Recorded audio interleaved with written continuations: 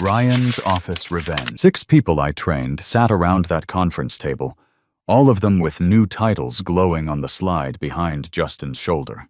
Their names were bolded. Mine wasn't anywhere. "Before we close out," Justin said, turning toward the board members with that practiced smile, "let me highlight some exciting promotions in our engineering organization. I'd helped justify 3 of those cases myself. First, Sarah Coleman, now Senior Engineering Manager for Strategic Accounts." Polite claps. Sarah avoided my eyes. Then Oliver Martinez to Senior Architect. More applause. My pulse hammered. Anthony Davis to Principal Engineer. I gripped the table edge. And Brandon Foster stepping up as Director of Cloud Infrastructure. Brandon stood, smoothed his jacket, shook Justin's hand with that fake, humble nod. 18 months at the company. I'd walked him through our entire production environment personally because he picks things up faster from Ryan. They clapped for him. Board members nodded like this was normal. And my name sat there invisible, like equipment they assumed would always work. The 6th one. Not 2nd, not 4th. 6th. 17 years of firefighting their disasters. 17 years training almost every senior engineer in that room. 17 years hearing your time is coming every single time someone I'd mentored got the role I'd been chasing. I'm Ryan Brooks, 49 years old.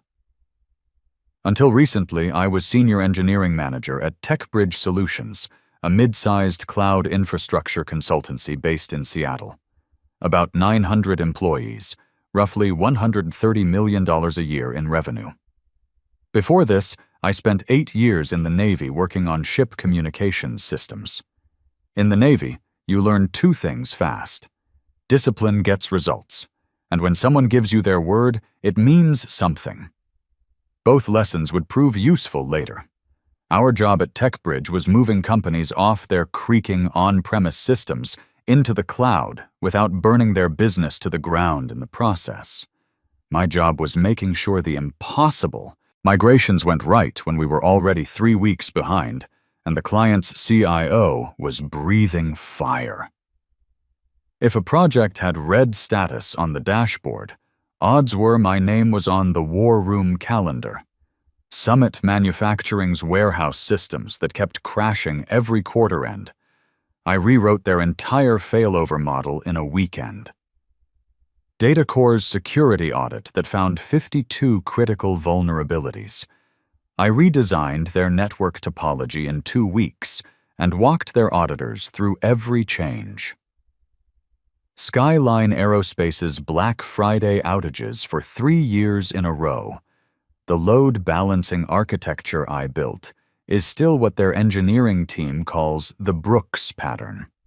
I managed 12 senior engineers across 3 time zones, owned a project portfolio worth around $28 million in active contracts, personally built or stabilized most of the flagship case studies on our website. And I trained 15 engineers who over the years moved into senior roles. 8 of them were promoted into positions I'd applied for.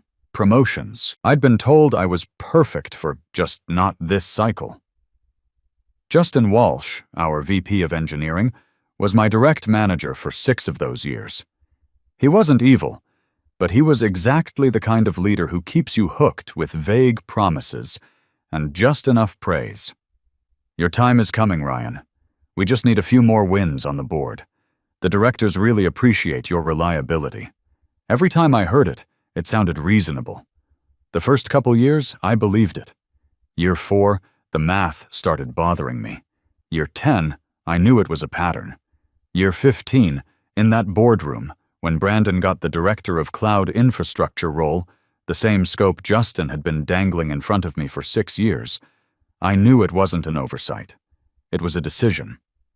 See, at 49, with my daughter Jennifer starting her sophomore year at University of Washington, and my wife Lisa dealing with some health issues that insurance only covers part of, I needed that promotion.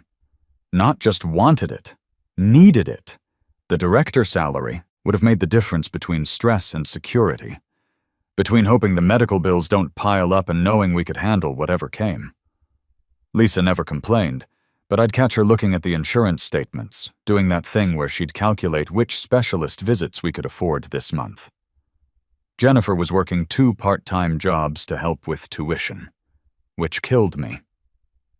Here I was, supposedly this valuable senior engineer, and my kid was serving coffee at 6 a.m. before her 8 a.m. physics class. The meeting ended with the usual scraping chairs and half-hearted congratulations. A couple people squeezed my shoulder on the way out. "I'm sorry, man. You should have gotten it." I said it's fine, because that's what you say when something irreversible just happened, and you're not ready to show how much it landed. By the time I got back to my desk, there was already an email from Justin. Subject line, "Quick chat. Your growth path." I didn't open it. Another email came in from a key client asking if I could jump on an emergency call. Their new deployment was acting up. I answered like I always did. "Send me the logs. I'll join in 15. On the surface, nothing changed that day. I solved tickets, I joined calls, I calmed down a nervous client. My calendar still looked like a game of Tetris, but internally, something shifted that nobody else could see. For 17 years, I'd been giving TechBridge one thing for free: the compounding value of my experience packaged in training, explanations, and hand-holding. Every time someone got promoted over me, I told myself it was timing. That morning made it clear it was strategy. They didn't want to move me. They wanted to keep me exactly where I was most useful for them. In the Navy, we had a saying, "Don't volunteer for permanent duty." I'd been volunteering for 17 years, so I decided to stop being useful in the way they'd been exploiting. The first change was invisible to everyone but me. I stopped treating my knowledge like company property and started treating it like a professional asset. Up to that point, if someone asked me how I fixed something, I'd explain it in detail. Whiteboard diagrams, step-by-step logic, pattern failure modes, how to avoid them in future designs. Not because I craved credit, but because I didn't like watching people struggle with problems I'd already solved. That day, I drew a line. From then on, when someone asked, "How did you fix it?" I answered the immediate question, and nothing more. Apply this patch to this node. Change that setting and restart the service. Roll back that deployment. It's not compatible with their OS layer yet. I stopped turning every answer into a training session. I still solved the problem. I just stopped giving them the wiring diagram. The second change was documentation. I'd always documented my work, but now I started documenting for me. I opened a private log offline, not on company systems. Every day I wrote down which client was at risk, what broke, who was assigned to fix it, how long it bounced around before someone called me, how long it took me to actually solve it. I added who got copied on the thank you email, who was in the meeting when the win was presented, who said we when they meant Ryan. Patterns emerged fast. Level 3 issues were supposed to go to Brandon's new organization. In reality, his engineers poked at things for a few hours, escalated in Slack with "Hey Ryan, quick question," and then forwarded my fix to the client from their email addresses. I didn't correct them, I just logged it. The documentation revealed something I'd been too close to see.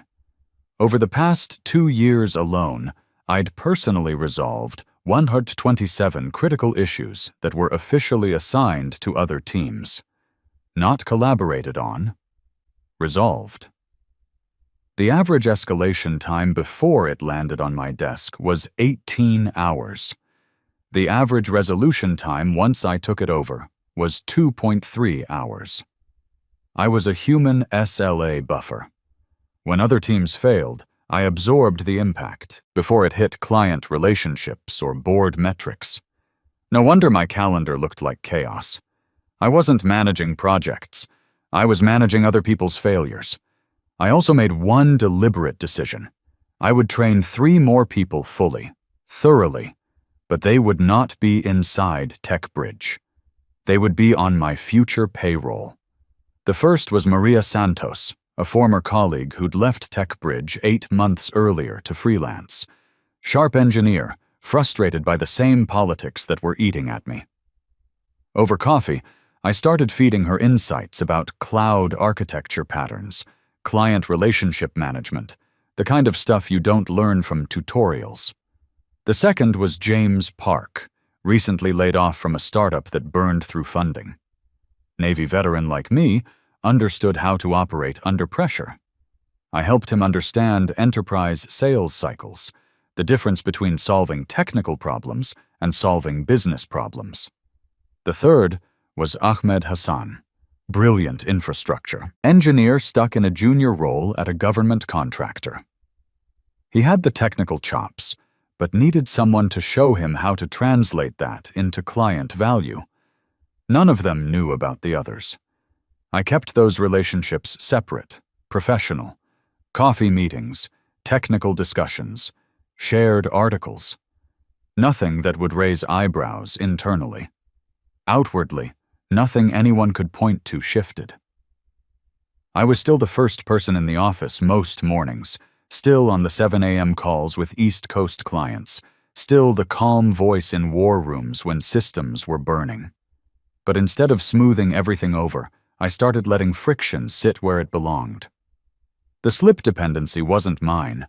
I flagged it once and let it move up the chain instead of quietly fixing it at midnight.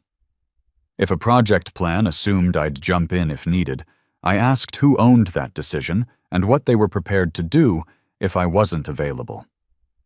If someone presented my work as theirs in a meeting, I didn't correct them in front of everyone. I just stopped intercepting their next crisis. I watched alignment problems appear like cracks in a wall after a minor earthquake. Not because I was pulling bricks out, because I stopped filling the gaps with myself. The first real test came 3 weeks after the promotion meeting. DataCore's production environment started showing weird latency spikes during their peak hours. Brandon's team spent 2 days poking around, running diagnostics, bouncing ideas off each other in Slack. Finally, Oliver escalated it to me with the usual, "Hey Ryan, can you take a quick look?" The fix was straightforward if you understood their architecture. They'd configured their load balancer to distribute traffic evenly across all servers, but one of their database replicas was running on slower hardware. During peak load, that slower replica became a bottleneck that cascaded through their entire system. Old Ryan would have explained the problem, walked through the solution, maybe even drawn diagrams showing how to prevent similar issues. New Ryan sent a 3-line response. Check your DB replica on server 7. Hardware mismatch is creating a bottleneck. Reroute traffic or upgrade the hardware. Problem solved in 15 minutes. No explanation of why, no teaching moment, no context for future prevention. They got their fix, I got credit for the save, and they learned exactly nothing about how to handle it next time. Brandon sent a thank you email to the whole leadership team. Want to give a shout out to Ryan for helping us resolve the DataCore issue quickly. Great cross-team collaboration. Cross-team collaboration. That's what they called it when I did their job for them. I started tracking these incidents more carefully. Not just what broke and how I fixed it, but the business impact. DataCore's issue cost them roughly $40,000 in lost productivity during the 2 days Brandon's team was fumbling around. My 15-minute fix saved probably another $60,000 in potential downtime. But in the corporate narrative, Brandon's team had handled a complex technical challenge with support from other groups. I was infrastructure, part of the overhead, expected to work. The pattern was everywhere once I started looking. Summit Manufacturing's quarterly system refresh that I redesigned from scratch became successful process optimization by the cloud infrastructure team. Skyline Aerospace's security audit response that I personally managed became excellent cross-functional coordination led by our senior architect team. I wasn't invisible because they didn't see my value.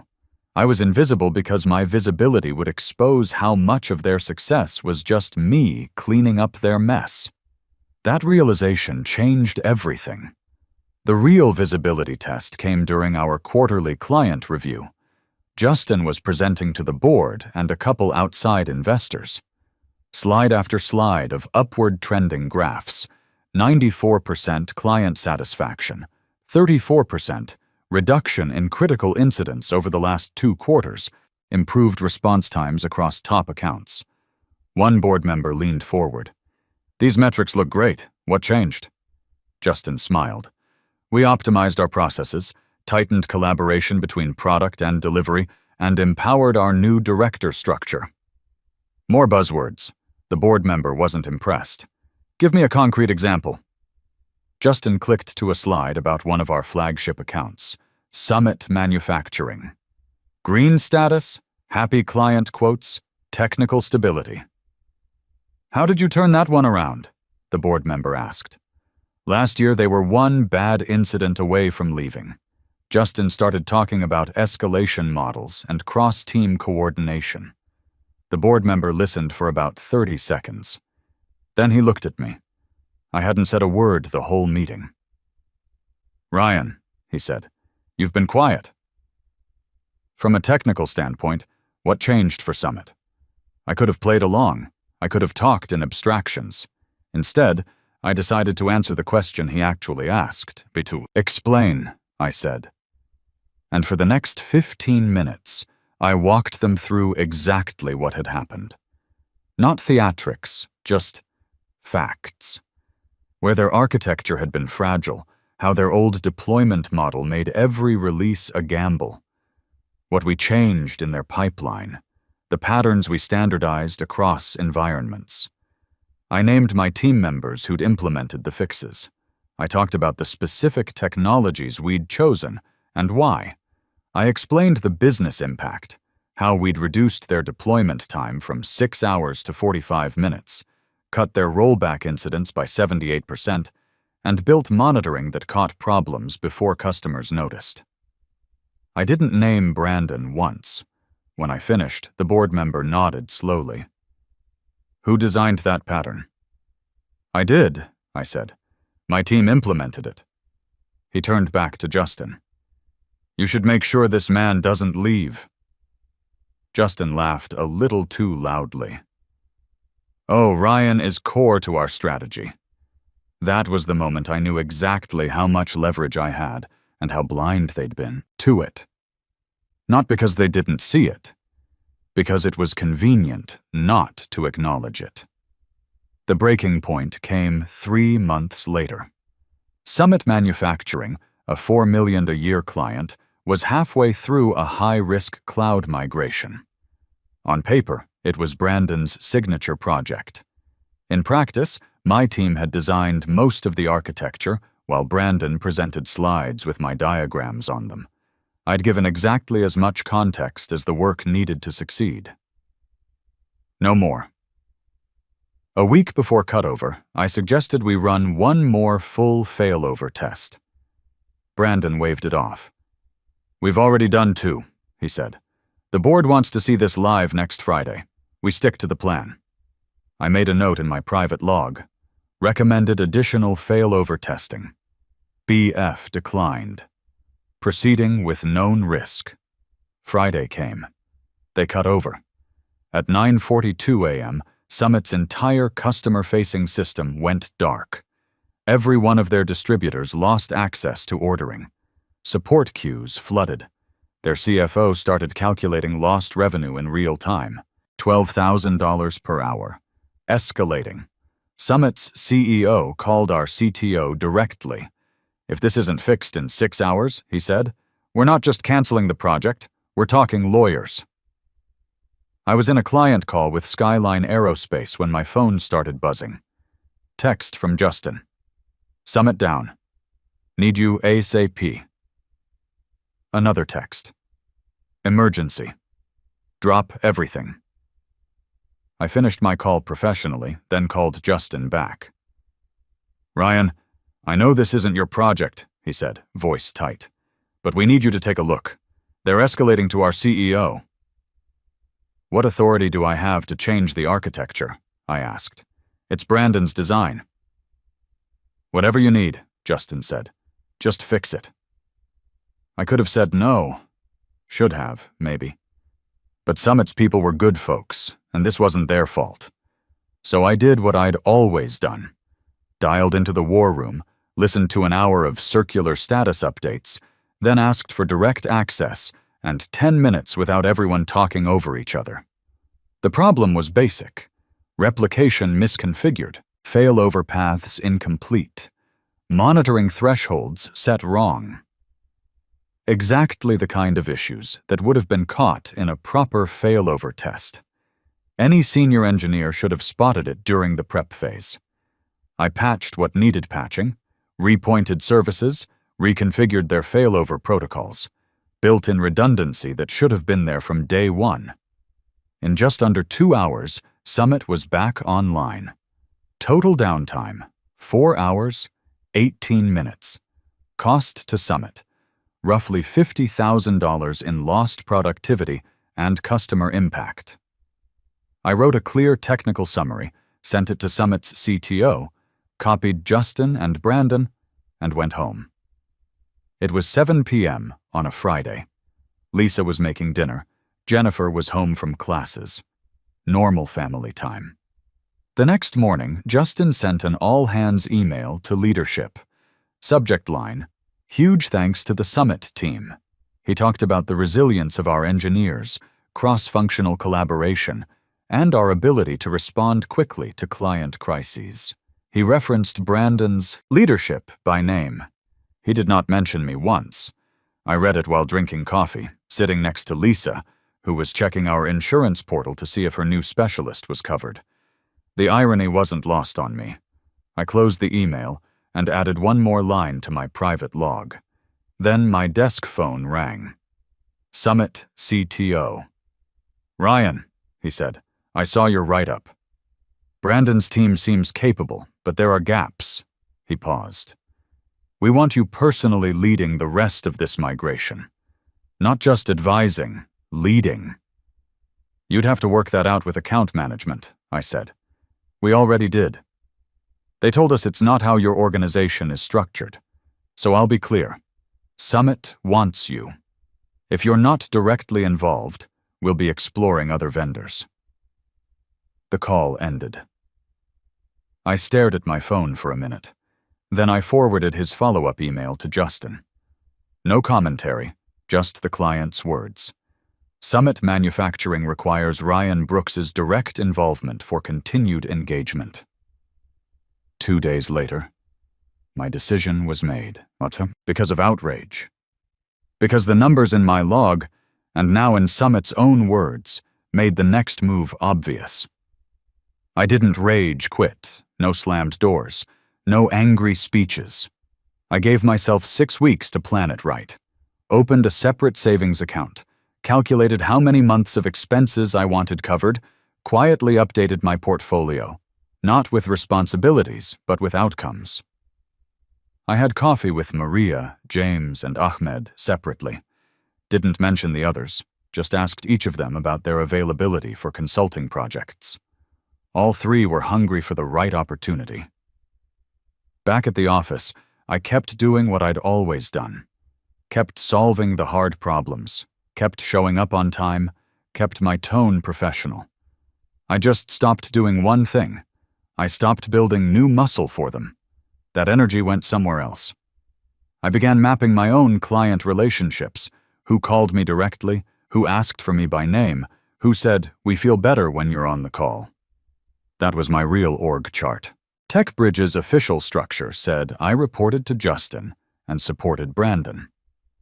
Reality said a chunk of our most profitable clients trusted me more than anyone else in the building. Once I saw that clearly, the next step was simple. Not easy, simple. I submitted my resignation 2 days before quarter close. walked into Justin's office without a calendar invite, placed a single-page letter on his desk. 3 weeks' notice, I said. He blinked. Is this because of the director role? No, I said. That ship sailed years ago. He launched into the standard script. The timing is really bad. The team depends on you. We're about to roll out new initiatives. You're critical. That's exactly why this is the right time for me, I said. I didn't elaborate. I left. Within an hour, my calendar filled with meetings. Quick chat, touch base, transition planning. By end of day, everyone who mattered knew. The first panic didn't come from Justin. It came from the clients. Summit wanted to confirm I'd be at their Q1 strategy session. Skyline Aerospace emailed asking which company I was going to. Datacore asked whether their support model would change after I left. 3 other clients reached out directly, not through account management, directly to me. I answered all of them the same way. I'm transitioning out of TechBridge. You'll be assigned a new point of contact. I did not add reassurance I couldn't guarantee. I forwarded all of those emails to Justin. No commentary, just signal. The first retention offer came the next day. HR framed it as career development. Let's talk about what it would take to keep you. We're discussing a revised title. There's room to adjust compensation. I listened. I thanked them. I declined.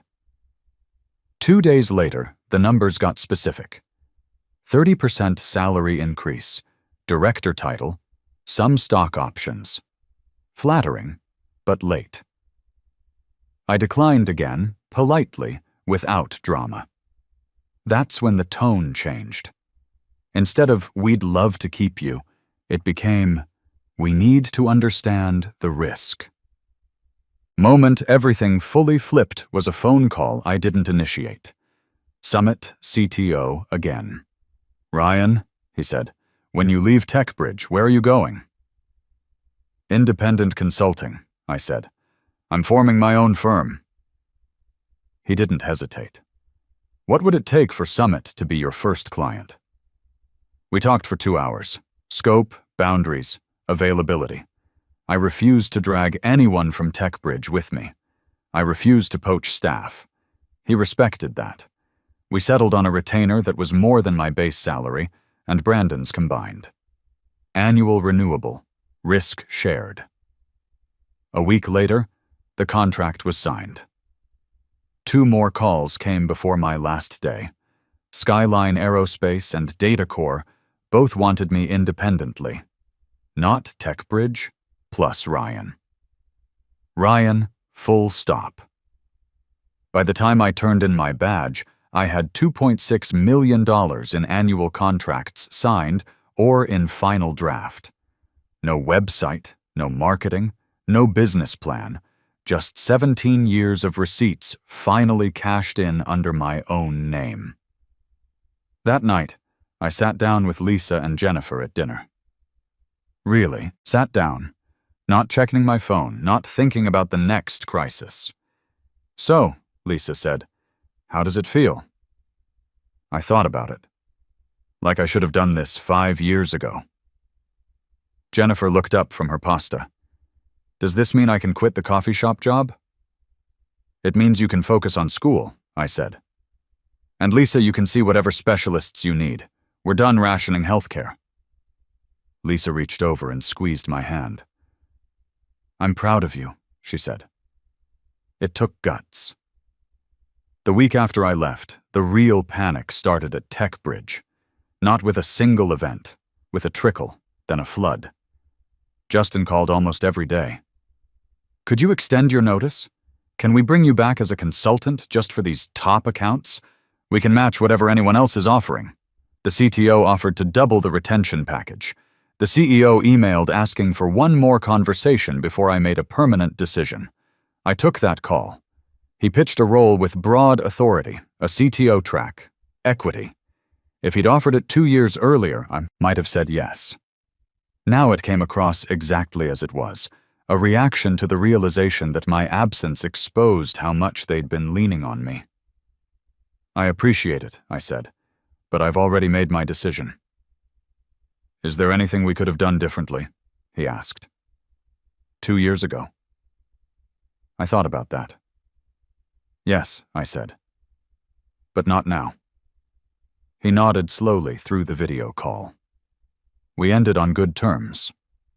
6 months later, Brooks Technical Solutions had Maria, James, and Ahmed as full partners, plus 2 junior engineers we'd hired. 8 clients total. The smallest contract was larger than my last Tech Bridge salary. The largest, a full infrastructure management deal for Summit, was $1.3 million annually. I built the team carefully. No revenge hires, no one poached. Just people I'd met over the years who were better than their job descriptions and tired of being stuck under someone else's ceiling. We paid well. We picked our clients. We turned down deals that reeked of the same dynamics I'd left behind. TechBridge, meanwhile, reorganized twice in 6 months. They lost $15 million in contracts. Some clients left for us, others went to competitors. Brandon was shifted into a role without direct reports. Justin pursued other opportunities. One afternoon at a conference, I saw Justin across the room. We talked. No tension, no cheap shots. "We should have made different decisions," he said at one point, looking down at his coffee. "We both did," I replied, "and they took us to different places." There was nothing else to say. We shook hands, walked back into separate conversations, separate orbits. People like to imagine revenge as some big cinematic moment, a speech, a public apology, someone admitting they were wrong loud enough for the whole company to hear. That never happened. What actually happened was quieter. The people who told me your time will come ended up staring at dashboards that looked worse every quarter. They sat in rooms trying to explain why their best clients were taking calls with me instead of them. They learned the difference between someone who knows the system and someone who is the system holding everything together. And I learned something too. Those 6 promotions over me weren't rejections. They were answers. They told me exactly how far my loyalty extended in their eyes. The real victory wasn't the money or the client success. It was Jennifer calling me last month to say she'd made Dean's List, not because she had to split her focus between school and work, but because she could finally focus on what mattered. It was Lisa scheduling that specialist appointment she'd been putting off for 8 months. It was waking up and checking my calendar without that knot in my stomach, wondering whose crisis I'd be fixing today. At 49, I finally learned what the Navy had tried to teach me at 22. Your time has value, and other people will consume as much of it as you let them. If you're in that place right now, watching people you train get promoted over you, while you're told to be patient, hear this. You're not invisible. You're convenient. And convenience is the cheapest resource companies have. Sometimes the most powerful move isn't yelling, quitting on impulse, or burning everything down. It's stepping out of a game that was never designed for you to win. It's letting your absence say what your presence never could. 6. People I trained got promoted over me. Every time they said, "Your time will come." After the 6th one, I stopped handing them my playbook. 2 months later, when they realized how much of their stability had been quietly resting on what was in my head, they came back with bigger titles, bigger checks, bigger speeches. By then, I'd already moved on. Thanks for listening. I'll see you in the next one.